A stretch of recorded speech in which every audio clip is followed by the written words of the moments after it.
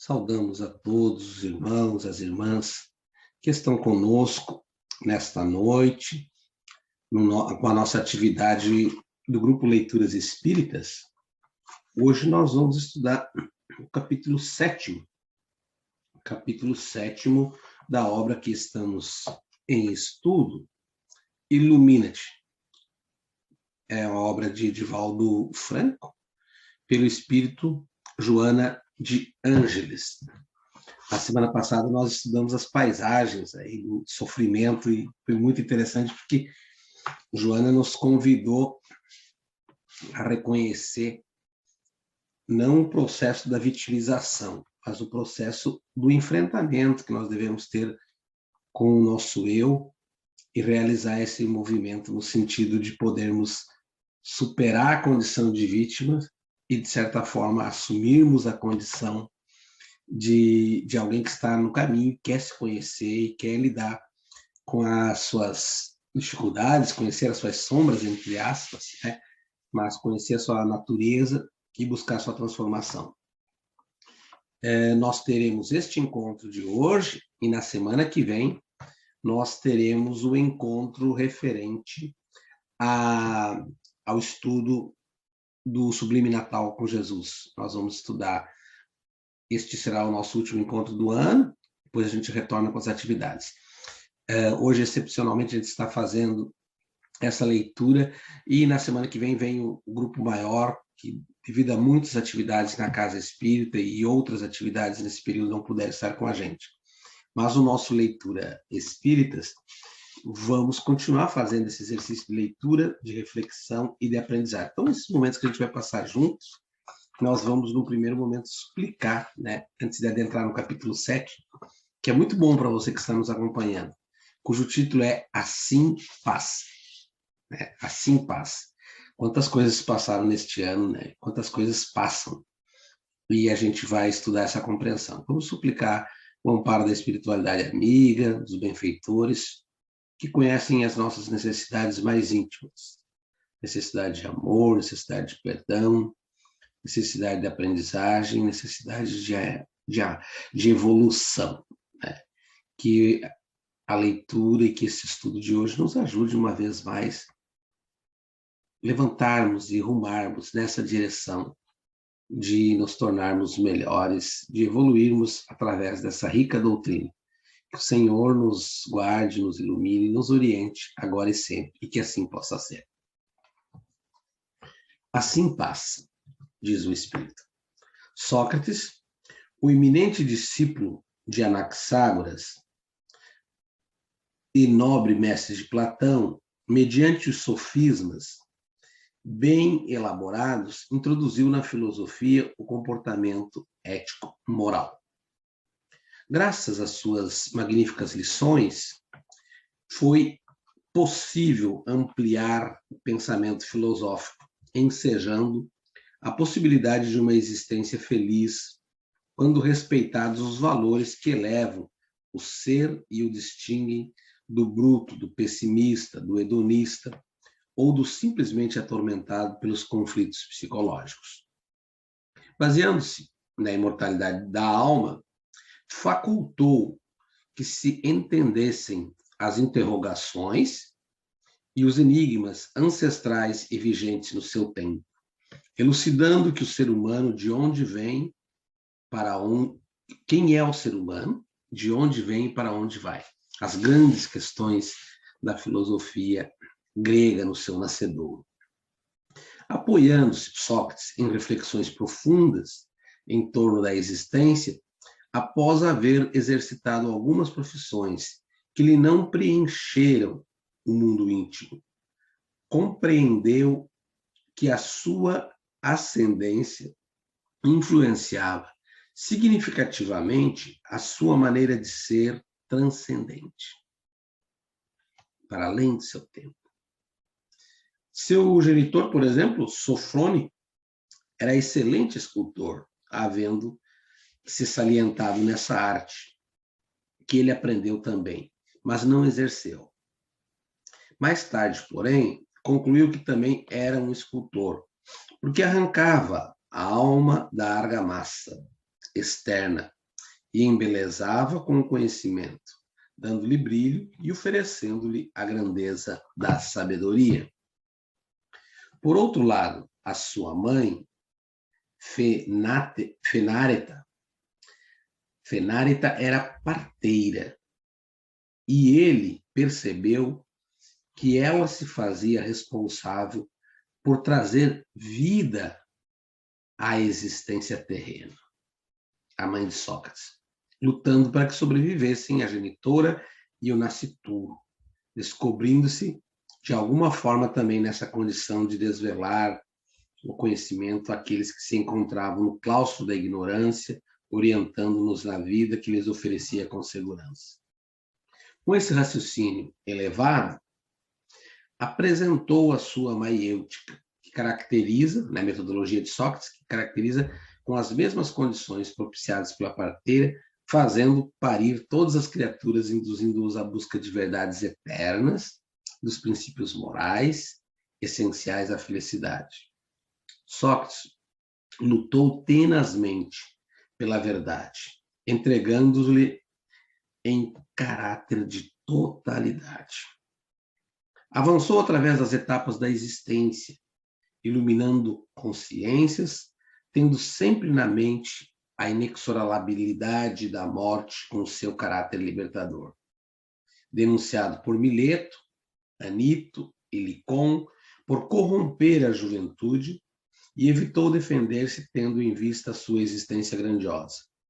Foi condenado à morte e manteve o conceito oferecido pelo oráculo de Delfos para a sua existência. Conhece-te a ti mesmo.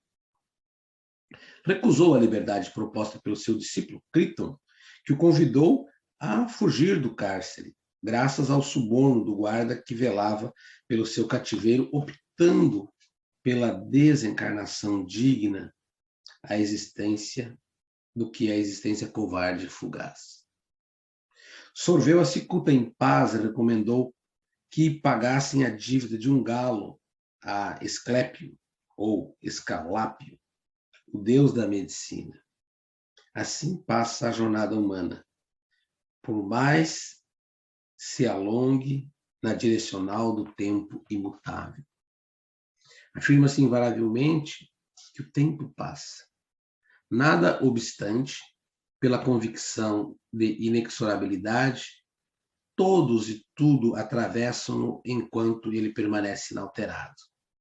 Se te encontras no período juvenil da viagem humana, valoriza a oportunidade, adquirindo conhecimentos e morejando de maneira que no futuro não lamentes, nem te arrependas tardiamente das ações praticadas no passado. A juventude não é somente a fase orgânica, mas é todo o tempo que se pode olhar para trás sem ter constrangimento ou vergonha das atitudes que denigrem o caráter. Se avanças pela face adulta, observa as mudanças que se operam no teu organismo e se transforma as experiências em tesouros que te proporcionem sabedoria para bem viveres, seja em qual situação que se apresente. Se logras, diz o Espírito, alcançar a longevidade, aplica quanto armazenastes em conhecimentos e vivências edificantes, de modo que os teus sejam dias de harmonia, de oração, direcionando-o pela plenitude. Quase ninguém deseja alcançar a idade avançada, sendo curioso notar que também não deseja desencarnar, que isso constitui um paradoxo. O problema não é viver pouco ou muito no corpo, mas bem viver, o tempo que lhe seja permitido. Passam as horas de alegria na juventude louca, assim como as de expectativas dolorosas. Que tenhas a lucidez de aprender cada lição que te possa servir de diretriz de segurança no porvir.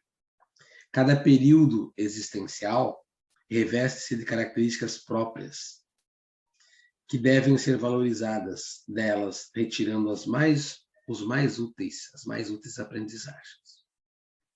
Não raro, a velhice apresenta-se assinalada pelo desgaste orgânico, pelos distúrbios emocionais e pelos transtornos profundos da mente.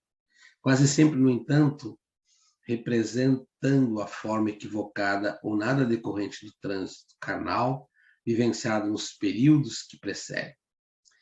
Eis porque, de igual maneira que se pensa na previdência econômica para o período mais difícil, nunca se deve esquecer daquela da natureza imortalista, que é a preparação do futuro espiritual, cultivando pensamentos saudáveis e realizando atividades enobrecedoras. Iludido na anfibratura carnal, o espírito posterga a autoiluminação. Ouvida os deveres mais significativos, deixando-se envenenar pelas fixações tormentosas, pelas condutas extravagantes. É natural que na senectude, os frutos dessa sementeira infeliz se apresentem amargos, quando não se tornam tóxicos. Nada obstante, no passar de tudo, as mudanças se impõem no corpo, a degeneração dos tecidos e os desejos insaciáveis apresentam-se devastadores. Vive-se, pois, de maneira, conhece-te a ti mesmo, de tal maneira que o conhece-te a ti mesmo, em todas as épocas da existência, preserve a sabedoria, a paz e o amor, iluminando a ética moral de Sócrates nesse mundo relativo no qual tudo assim passa. Propôs o mestre Jesus o amor que transforma em bênção de caridade, planificando o ser humano para sempre. Esses valores, portanto, conhecimento, amor, caridade, nunca passam, permanecendo como sabedoria espiritual para a glória do ser na conquista da imortalidade vitoriosa. Conhecimento e amor e caridade nunca passam. Conhecimento, amor e caridade nunca passam. Então, nós temos hoje o convite desse capítulo 7 da obra Ilumina-te, que é um imperativo, né? Mas um bom imperativo, ao mesmo tempo, para além de imperativo, é um convite. Nós temos hoje a oportunidade de estarmos refletindo sobre a questão de um grande modelo, de um grande exemplo que Joana traz para nós aqui na obra Iluminação Interior, Ilumina-te, né? De Valdo Franco. Esse grande exemplo vem do filósofo Sócrates. Diferente de muitas questões do seu tempo, Sócrates chama a gente para as grandes questões da época. Sócrates nos convida, por um lado, a reconhecer as leis imortais, a valorização de uma existência da alma, que na época também não era compreendido, e Sócrates amplia essa compreensão dessa existência, demonstrando outros valores. E isso, para a época, foi algo além do seu tempo, onde todos acreditavam que ele era inocente e deveria fugir, ele opta, não, se para a sociedade dessa época eu estou sendo considerado uma pessoa que teria não seguido os ditames desse período, que assim seja. E aí ele aceita a condenação, que foi tomar cicuta. Mas, para além disso, o que Sócrates está nos trazendo são virtudes novas, valores novos.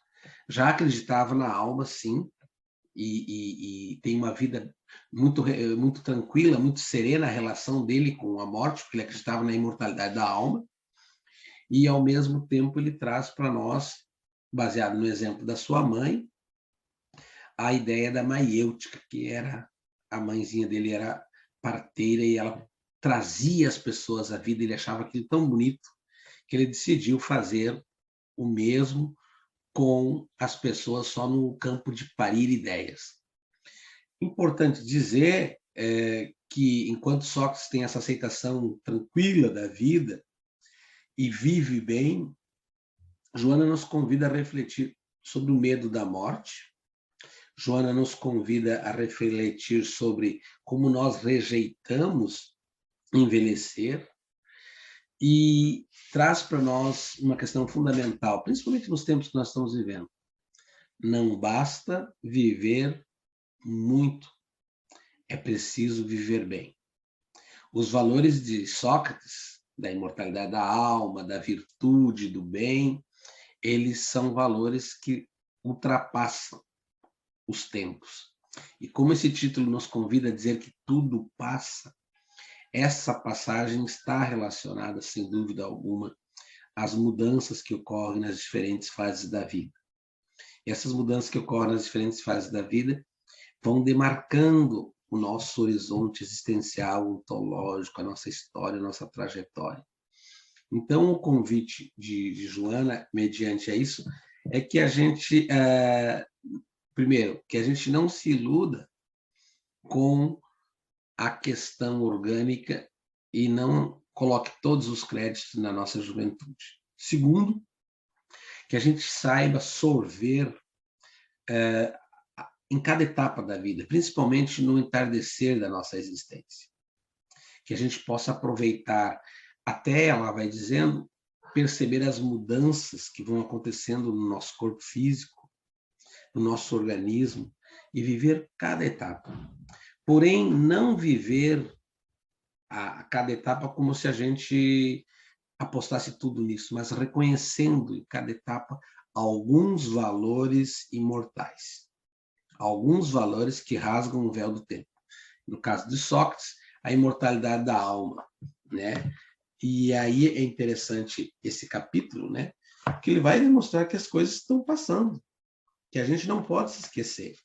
Passam-se assim como passam as estações, né? Passam as horas de alegria da juventude, assim como as de expectativas dolorosas, trazendo para nós esse movimento enquanto espírito encarnado, reencarnados que somos, de reconhecer a breve transitoriedade que é a vida material. Nós estamos nesses últimos 2 anos, fazendo muitas reflexões sobre esse sentido do assim paz. Porque algumas coisas que a gente considerava e não reconhecia tão presente, como, por exemplo, o desencarne, a morte, a partida de pessoas, no período pandêmico, tornaram-se mais presentes.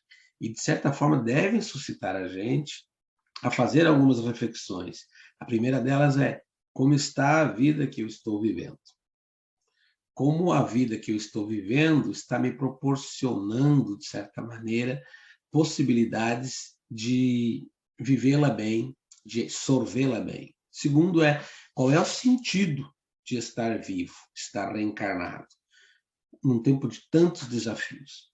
Então a gente rompe e aproveita da doutrina espírita, rompe aquela ideia de ciclo vital que a gente estava, somos finitos, fadados ao finitos. Nascer, crescer, envelhecer e morrer. Nós trazemos à luz da doutrina espírita as compreensões da nossa vida, nascer, crescer, envelhecer, morrer, tornar a viver e progredir sempre. Tal é a lei. Mas isso não num movimento de que é um determinismo, que nós somos fadados, sabe? Mas num movimento de concretização de um projeto. E esse projeto é a nossa encarnação, que nós, de certa forma, suplicamos a sua oportunidade. Então, o exemplo do Sócrates de viver bem e de ter o desapego da condição terrena demonstra, sim, a maturidade espiritual dele. Quando o Joana nos coloca aqui que a maioria de nós, contraditoriamente, quer viver bastante, mas não quer morrer, porque tem medo do desenlace. Como será a nossa vida pós-corpo físico? Vai depender de como está sendo a nossa vida agora e de como nós podemos estar aproveitando. Então, o convite de Joana é que tem algumas coisas que não passam. E o convite dela deixa isso muito demarcado. Entre elas, conhecimento. Quanto conhecimento é importante para poder libertar as pessoas. Algumas pessoas usam do conhecimento para oprimir, mas o conhecimento pode libertar muitas pessoas, principalmente as consciências, as possibilidades, as visões de mundo. O conhecimento permite a gente adentrar em outros universos.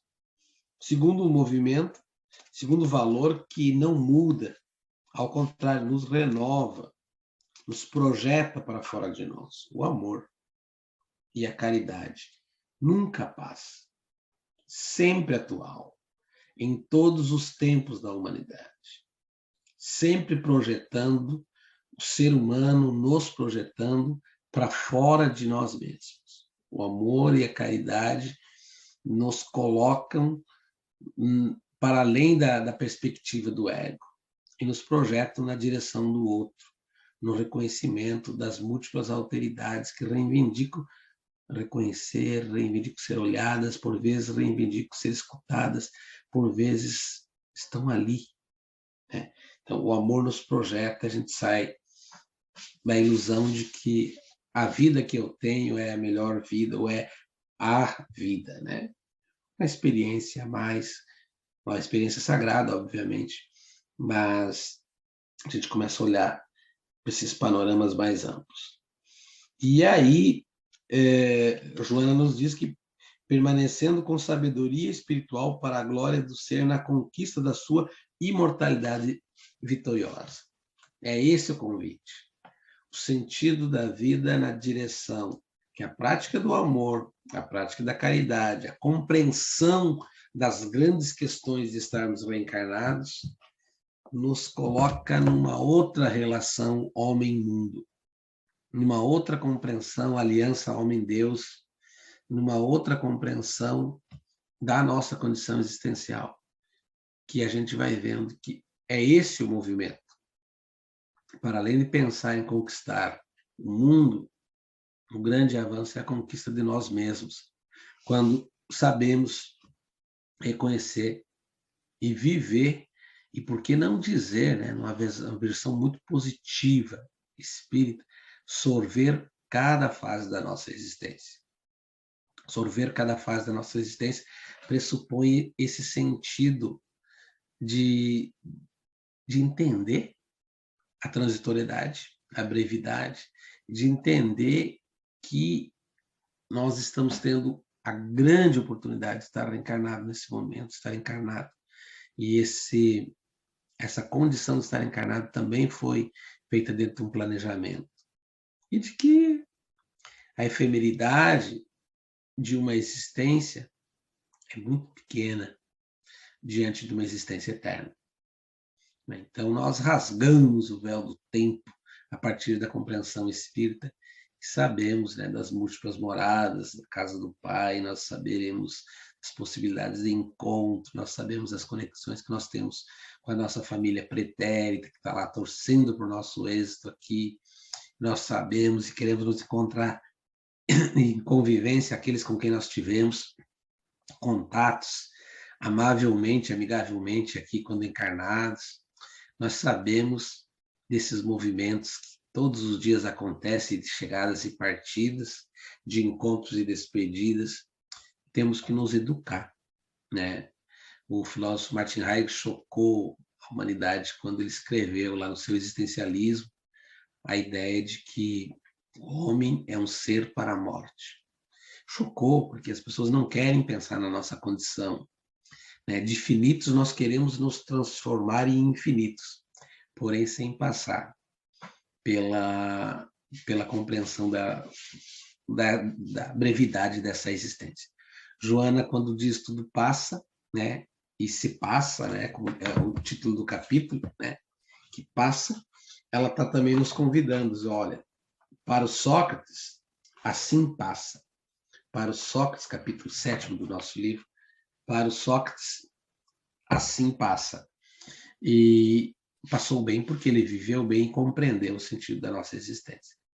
A questão não é, como o Espírito nos diz, quantos anos vivemos e quantas existências já vivenciamos, experienciamos.